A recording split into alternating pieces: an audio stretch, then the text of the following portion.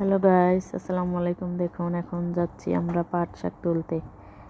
সাথে তুলবো মরিচ, সবজি, ডাটা, এগুলো রান্না করার জন্য তুলবো।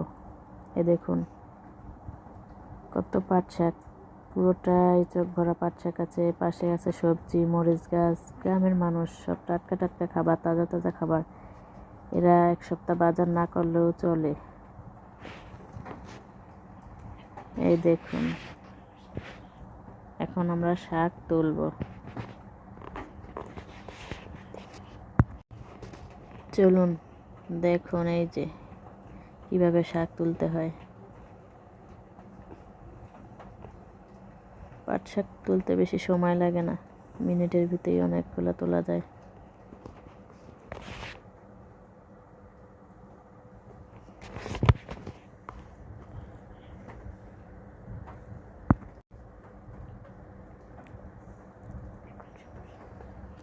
দেখুন কতগুলো পাট শাক কতক্ষণের মধ্যে উঠানো হয়ে গেছে। এগুলো নিয়ে এখন রান্না করব। রান্নাটা মাত্র দেখানো যাবে না, আজকের ভিডিওতে শুধু এগুলো তোলা উঠানোই দেখাবো।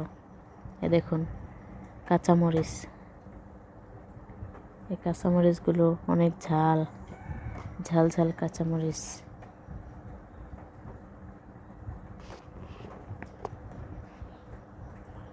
এগুলো হচ্ছে ডাটা, আর এই ডাটাগুলো খেতে দারুণ স্বাদ।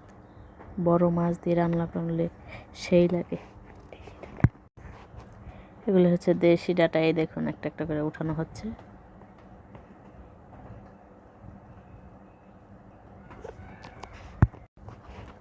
সার ছাড়া, ফরমালিন ছাড়া সবজিগুলো খেতে কি যে মজা, যারা খাইছে তারাই জানে। দেখুন কত সবজির অভাব নেই।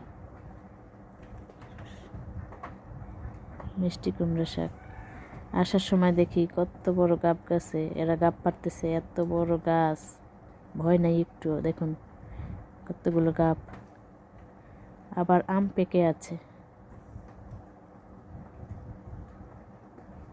এখন আম পারবো, পাকা পাকা আম গাছ থেকে পেড়ে খাওয়ার মজাই আলাদা।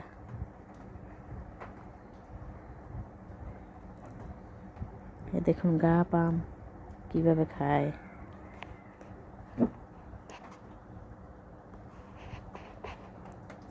কতগুলো মরিচ হয়েছে।